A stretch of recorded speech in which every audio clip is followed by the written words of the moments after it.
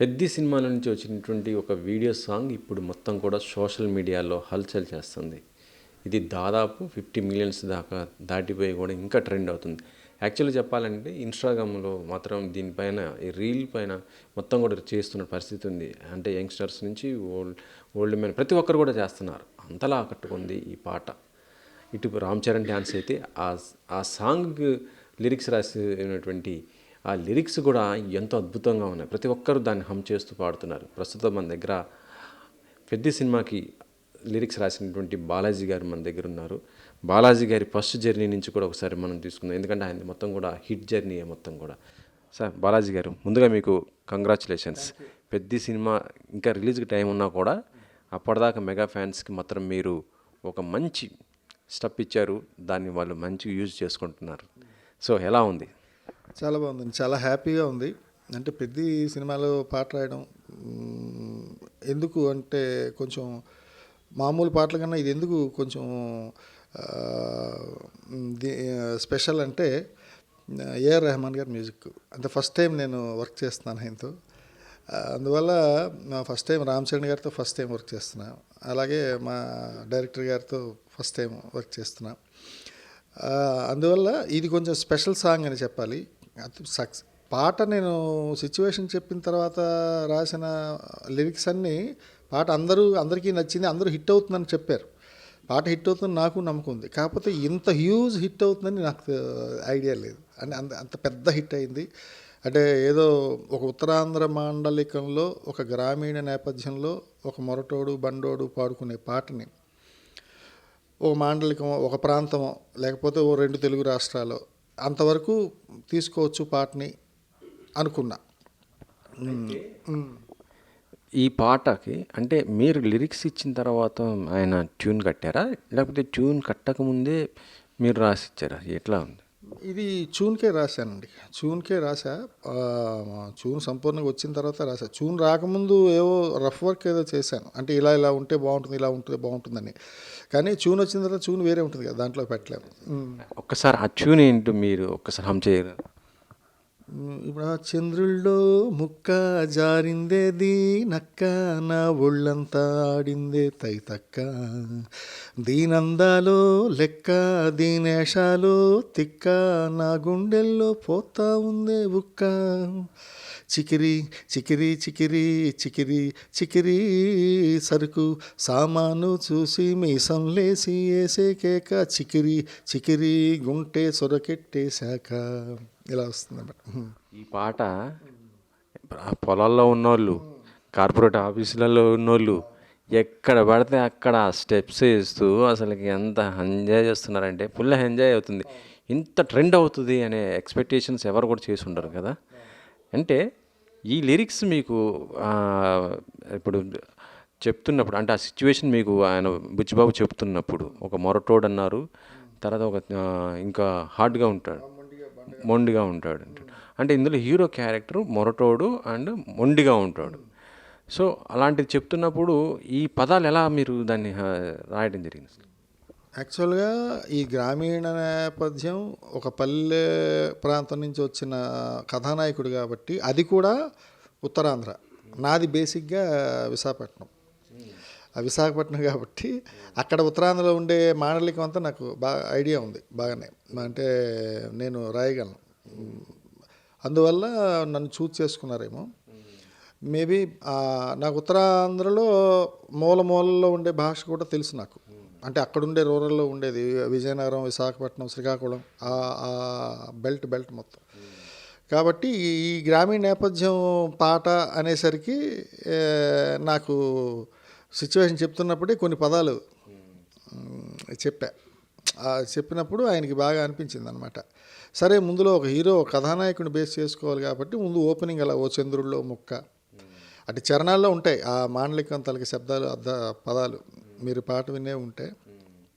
అలాగా అంటే నా మీద నాకు పాట ఇవ్వడానికి కారణం నేను ఒక ఆ ప్రాంతం వాడినేమో బహుశా. అంటే ఈ పాట మీకు చెప్తున్నారంటే సిచ్యువేషన్ చెప్తుంటారు కదా, ఏ సిచ్యువేషన్లో వస్తుందని మీకు చెప్పారు ఇదంతా? సిచ్యువేషన్ పరంగా ఒక చెప్పాను కదా, ఒక పల్లెల్లో పెరిగే అంటే ప్రపంచం నాగరికత ఉన్న ప్రపంచమే, కాకపోతే పల్లెటూరులో రూరల్గా ఉండే ఒక ప్రాంతం నుంచి వచ్చే ఒక అబ్బాయికి ఒక అమ్మాయి కనిపిస్తుంది. కనిపించినప్పుడు అవతల వ్యక్తి కూడా అవతల సున్నితమైన అప్పట్లో చదువుకున్నవాడు కాదు, అప్పట్లో ఏదో ఇంకేదో బిజినెస్ మ్యాన్ అలాంటివి కాదు, ఒక ఒక ఒక బండవాడు మొండివాడు, ఒక రఫ్గా ఉండే వ్యక్తికి ఒక అమ్మాయి కనిపించగానే ఏం ఫీలింగ్ వచ్చిందో ఏం ఫీలింగ్ వస్తుందో ఆ భాష కూడా అదే పాట అలా చెప్పారు సిచ్యువేషన్. అంటే ఇక్కడ అమ్మాయిని వర్ణిస్తూ పాడాడు కాబట్టి అమ్మాయికి కూడా అదే ఒక విలేజ్ టైప్ ఉండే విధంగా అని చెప్పారా, లేకపోతే మీకు ఎట్లా? అంతే అమ్మాయి కూడా అక్కడ దగ్గర ప్రాంతం అంటే ఆ ప్రాంతం దగ్గర ఉన్న అమ్మాయే. ఇప్పుడు మనకి ఎదురుగుండా పల్లెటూరులో కనిపించాలంటే ఏ నడకదారిలోనో లేకపోతే ఏదో అలాంటి దగ్గర అంటే ఎందుకంటే యాక్చువల్ నాకు కథ తెలియదు, స్టోరీ నాకు ఐడియా లేదు.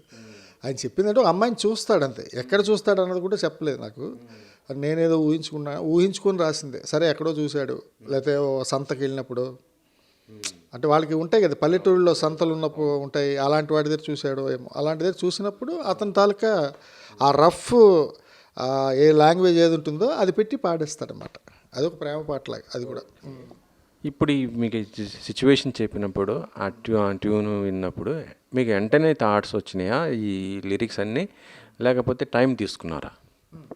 డెఫినెట్గా టైం పట్టింది సార్. అంటే పాట అన్నది క్రియేటివ్ జాబ్ కాబట్టి డెఫినెట్గా టైం పడుతుంది, టైం ఇది వస్తుంది. కాకపోతే నేను కొంచెం ఎర్లీగా ఇచ్చా. అంటే పాట యాక్చువల్గా చెప్పాలంటే 3 రోజుల్లోనే రాశా పాట. పల్లవి 2 చరణాలు ఏవో రాశాను. ఆ పల్లవి వినంగానే అతను డైరెక్టర్ గారు లాక్ చేశారు. ఇది బాగుంది బాలాజీ గారు, అంటే ఏం చెప్పాలనుకుంటాం అనేది ఆయనకి కూడా ఇదమిద్దంగా ఒక ఐడియా ఉండాలి కదా. నేను చెప్పిన తర్వాత ఆయనకు కూడా ఐడియా వచ్చింది, ఇలా వెళ్తే బాగుంటుంది. ఆ పల్లవి ఓకే అయిన తర్వాత ఇంక అక్కడి నుంచి చరణాల మీద చాలా నెలల తరబడి కూర్చున్నాం. అంటే చాలా టైం ఉంది మధ్యలో, తొందర ఏం లేదు కదా, మనం నెమ్మదిగా రాసుకుందామండి. ఆ చరణాలు తర్వాత వచ్చాయి అన్నమాట. యాక్చువల్లీ అంటే ఎన్ని పల్లవిలు ఉన్నాయి దీంట్లో, ఎన్ని చరణాలు ఉన్నాయండి? ఒక పల్లవి 2 చరణాలు, ఒక పల్లవి 2 చరణాలు అంతే. అంతే వచ్చేసింది. సో మొత్తం కూడా ఇప్పుడు ఈ పాట రాసిన తర్వాత మీరు ఏఆర్ రెహమాన్ గారి దగ్గర మళ్ళీ కూర్చోవడం జరిగింది. ఆయన ఏమన్నా మళ్ళీ చేంజెస్ ఏమైనా చెప్పడం ఇట్లా ఏమన్నా జరిగిందా? అంటే యాక్చువల్గా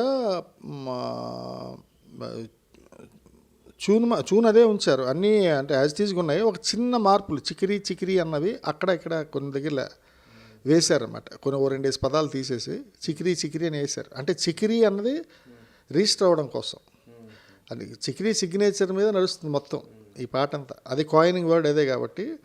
ఇప్పుడు సరుకు సామాను చూసి మీసం లేసి వేసే కేక ఉరికి పరిగెట్ట గుంటె సొరకెట్టేశాక అని రాశాను నేను. అంటే ఆ ఉరికి పరిగెట్ట తీసి చికిరి గుంటె సొరకెట్టేశాక అని రాశాను. సరుకే సామాన్ చూసి అంటే ఓట్స్ ఒక రకంగా చూస్తుంటే చాలా డీప్గా ఆలోచిస్తే ఇది ఉంటుంది కదా. నేను అదే చెప్పాను కదా, గ్రామీణ వాతావరణంలో పెరిగే ఒక కుర్రాడు ఆ మొరటివాడికి ఇంకా భాష అదే. నేను చెప్తున్నా కదా, నేను కూడా రాయలేదు, ఆయనదే పాట అది, హీరో గారిదే పాట అది, నాకు కూడా సంబంధం లేదని.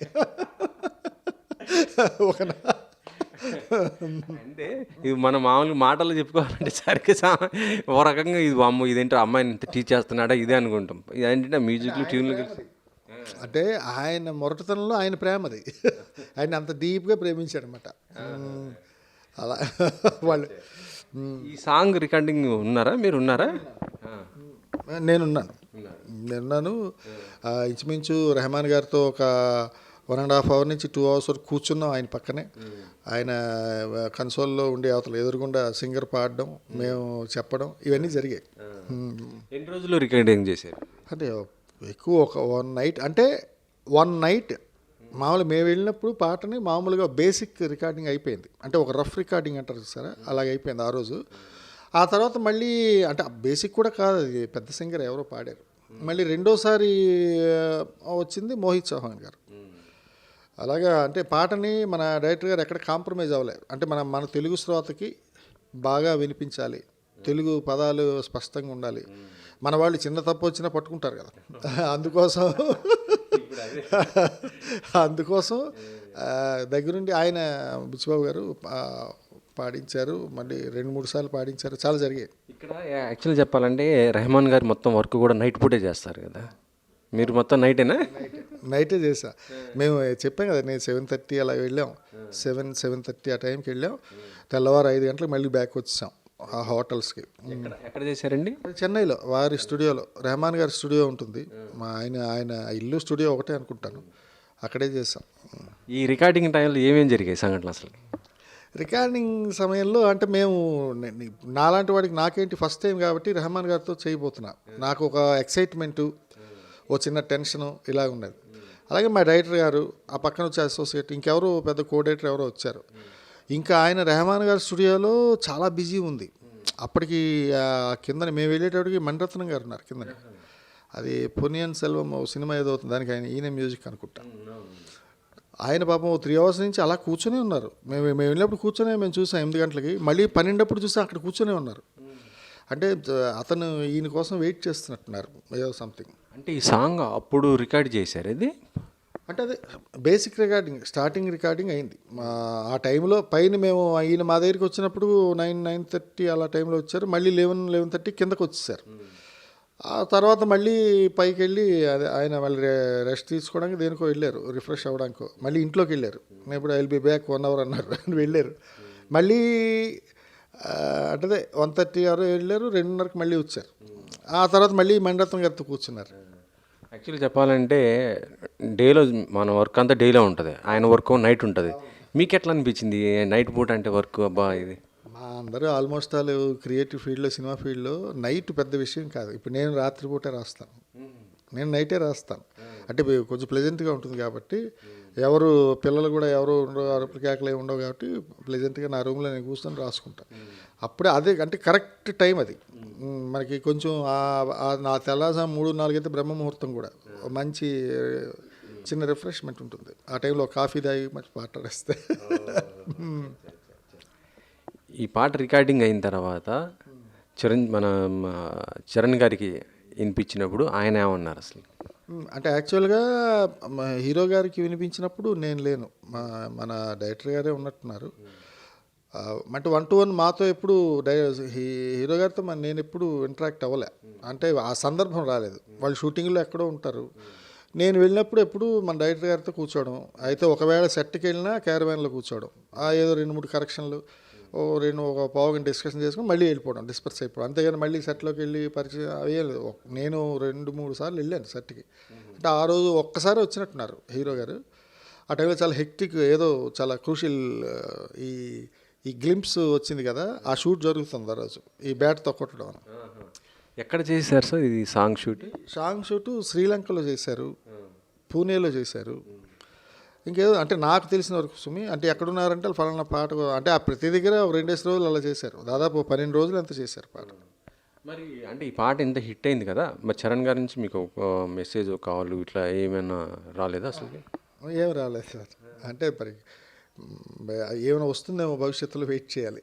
ఇంతవరకు ఏమీ అట్నుంచి అయితే ఏమీ రాలేదు ప్రశంసలు. మన హీరో గారు కానీ ఎవరు ఇంకా నాకు చదివలేదు, ఓన్లీ ప్రజల ప్రశంసలే ప్రస్తుతానికి. ప్రజల ప్రశంసల కంటే కూడా వాళ్ళు దాన్ని వాళ్ళు ఓన్ చేసుకున్నారు మొత్తం. రీల్స్లో మొత్తం కూడా కపుల్స్ కానీ ప్రతి ఒక్కరు, అమ్మాయిలు అబ్బాయిలు, ప్రతి చిన్న పెద్ద అనేది అందరు కూడా ఓన్ చేసుకుని అసలు కొన్ని మిలియన్స్లో పోతుంది అది. ఈ సాంగ్ దాకా 50 millions పోయింది అది.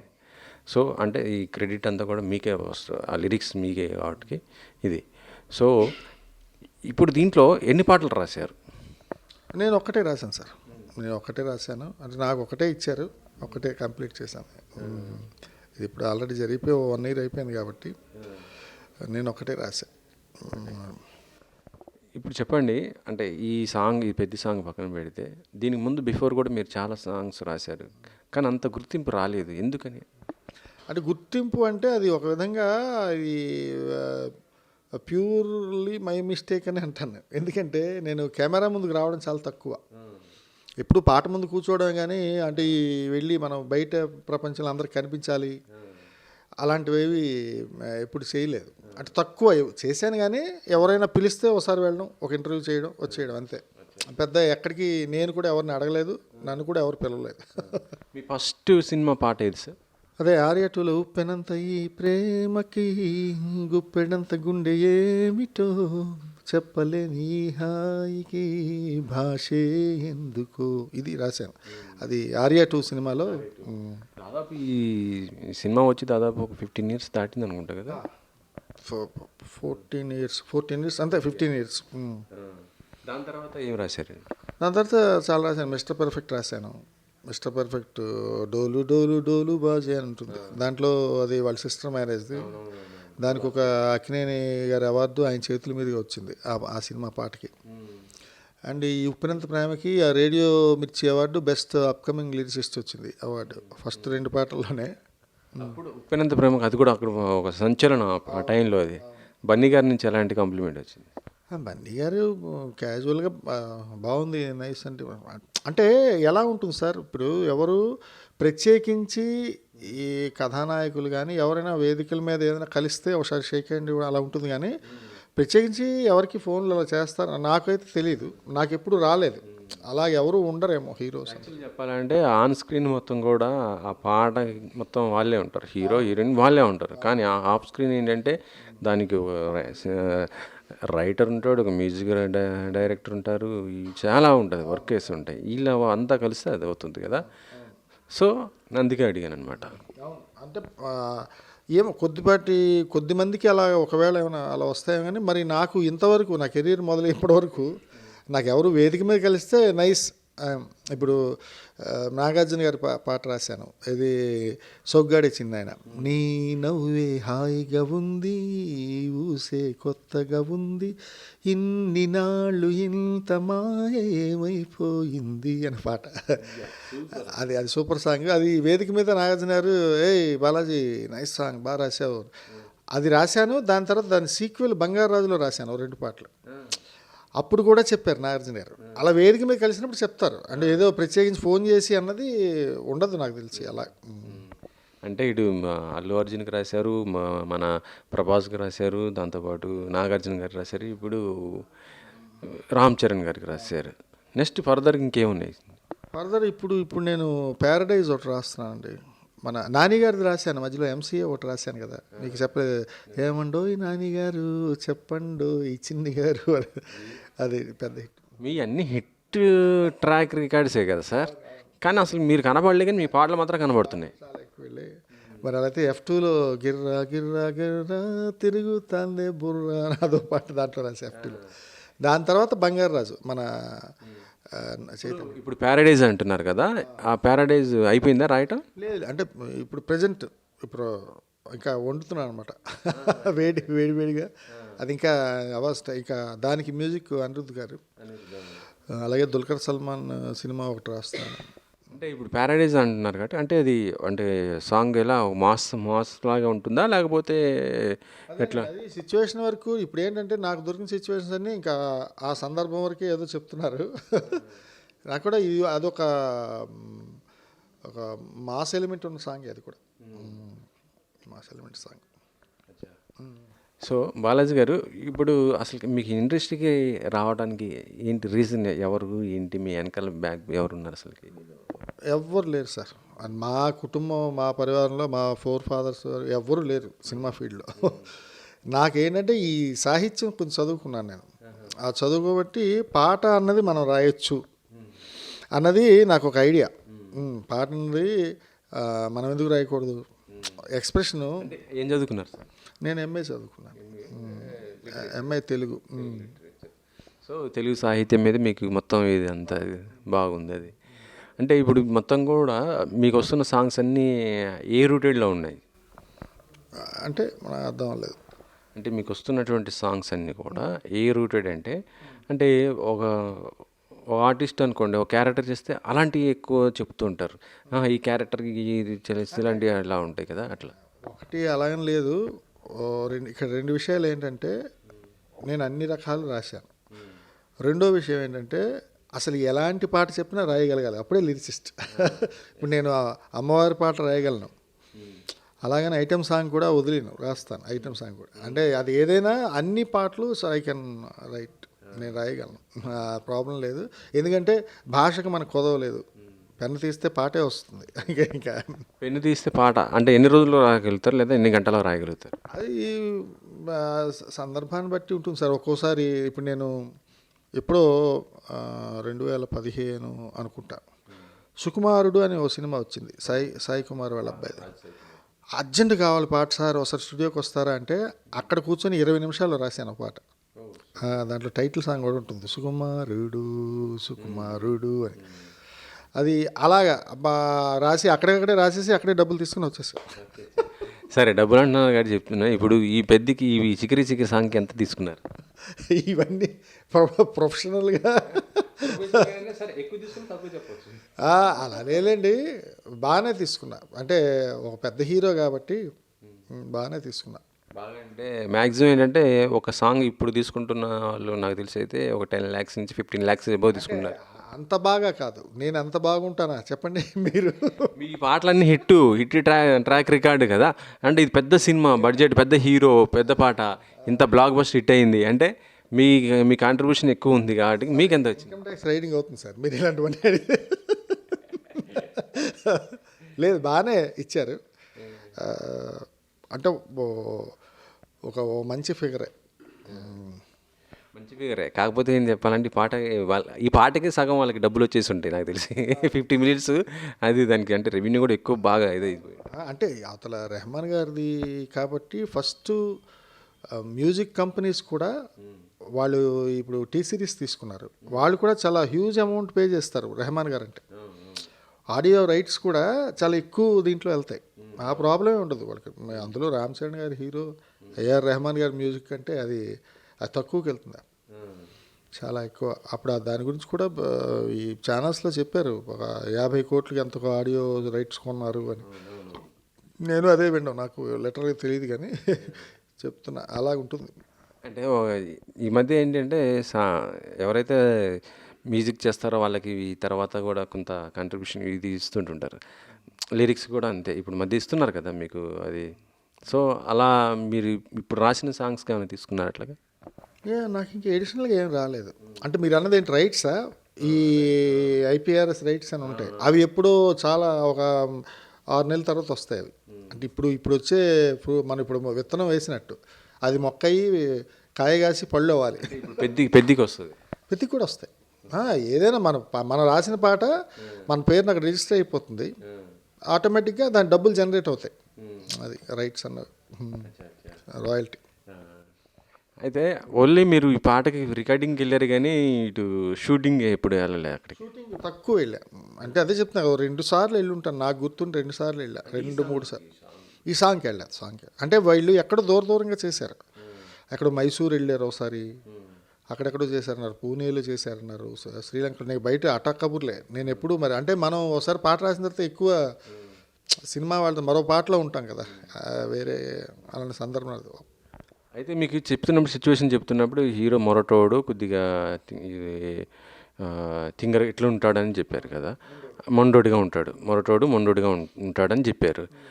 కానీ అంటే ఈ లిరిక్స్కి తగ్గట్టుగా కాస్ట్యూమ్ కూడా ఉండాల్సి వస్తుంటుంది, అవి కూడా మీకు చెప్పారా? ఇట్లా చరణ్ ఇలాంటి కాస్ట్యూమ్తో ఉంటాడు, ఇలాంటి హెయిర్ స్టైల్తో ఇలా పరిస్థితులు ఉంటుందని. అంటే అంత డీటెయిలింగ్ ఏం లేదు. ఇప్పుడు ఒక గ్రామం ప్రాంతంలో ఉండే వ్యక్తి ఇలా రఫ్గా ఉంటాడు అని అంటే మనకు ఒక ఐడియా వచ్చేస్తుంది ఆటోమేటిక్గా, ఎలాంటి బట్టలు వేసుకుంటాడు, అతని బిహేవియర్ ఎలాగుంటుంది.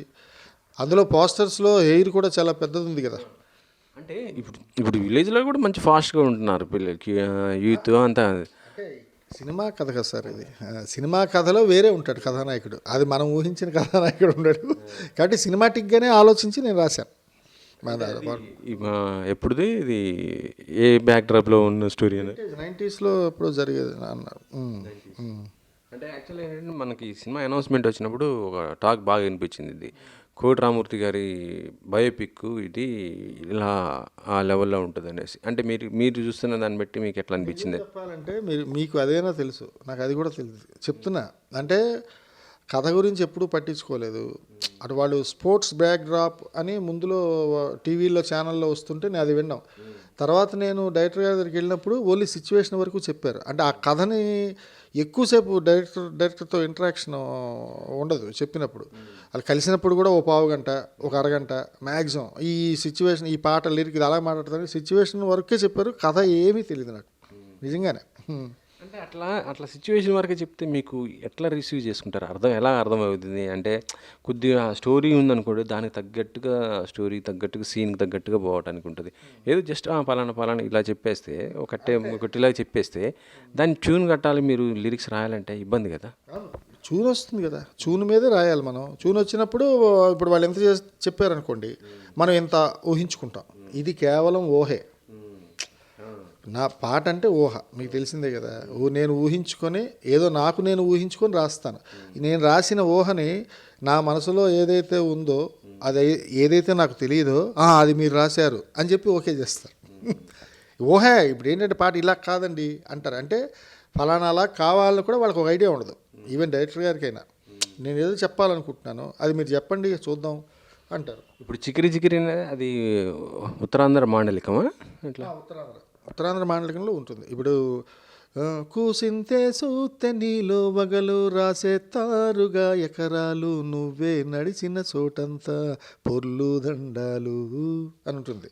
కూసింత సూత్తే నీలో వగలు అన్నీ రాసేస్తారు ఎకరాలు. నిన్ను చూస్తే రాసేస్తారు ఎకరాలు, రాసేసి నిన్ను తిరిగి ఎదురుకట్నం ఎకరాలు రాసి నిన్ను పెళ్లి చేసుకుంటారు. నిన్ను చూసి అందుకే నువ్వు నడిచిన చోటంతా పొర్లు దండాలు తల్లి, కింద ఇలా పొర్లు దండాలు కూడా అక్కడ వాళ్ళే అంటారు, ఇలా పడుకొని దొరలేదు. అలా అన్నీ అది పాటలో కాబట్టి మ్యూజిక్లో పడిపోయిన తర్వాత మాండలికం కూడా అర్థం అవుతుంది, అందరూ తీసుకుంటారు. కాకపోతే మాండలికం అదే ఉంటుంది. మీరు అబ్జర్వ్ చేస్తే పాట అలాగే ఉంటుంది. ఒక్కసారి మొత్తం ఆ పాట హమ్ చేయండి. పాట మొత్తం నాకు అదే ఇప్పుడు ముందు చేశాను కదా, చంద్రుల్లో ముక్క జారిందే నక్క, నా ఒళ్ళంతా ఆడిందే తైతక్క, దీనందాలో లెక్క దీనేశాలో తిక్క, నా గుండెల్లో పోతా ఉందే ఉక్క, చికిరి చికిరి చికిరి చికిరి చికిరి సరుకు సామాను చూసి మీసంలేసి వేసే కేక, చికిరి చికిరి గుంటె సొరకెట్టేశాక, ముందు వెనక ఈడే గాలి కొగ్గేసిందే పిల్ల, అట్ట ఆడంగుల మచ్చైందిల్లా అని పల్లవిలో వస్తుంది. ఆ ముక్కుపై పెట్టి కోపం తొక్కేశావే ముక్కే రందం, చింతాకులా ఉందే పాదం, సిర్రాకులే నడిసేవాటం, ఏం బుక్కావో అందాలు ఒళ్ళంతా వంకీలు, నీ మత్తే తాగిందా తాటి కళ్ళు, కూసింతే సూత్తె నీలో వగలు రాసేస్తారుగా ఎకరాలు, నువ్వే నడిచిన చోటంతా పొర్లు దండాలు, చికిరి చికిరి చికిరి. అంత బాగా పాడారు చరణ్ గారు, అంత బాగా డ్యాన్స్ చేశారు, బాగుంది. అదే ఆడియన్స్ కూడా అంత బాగా రెండు పాడుతూ చేశారు. మీరు కూడా ఒక స్టెప్ మంచిగా దానిపైన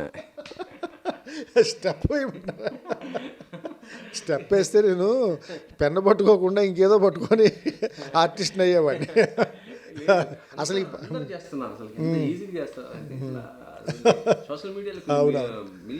అసలు నెక్స్ట్ చేయండి సార్, మన నిజంగా చెప్తున్నా, మన ఆయన ఎవరు, మన జానీ మాస్టర్ గారితో చేయండి ఇంటర్వ్యూ. ఎందుకంటే ఆయన కంపోజిషన్ ఒకటి, కొరియోగ్రఫీ చాలా వెళ్ళింది. అంటే ఎక్కడ చూసినా ఆ బ్యాట్ పట్టుకొని ఇలాగ ఈ సైడ్ మాకు టైం ఇవ్వట్లే అసలుకి దొరకరు.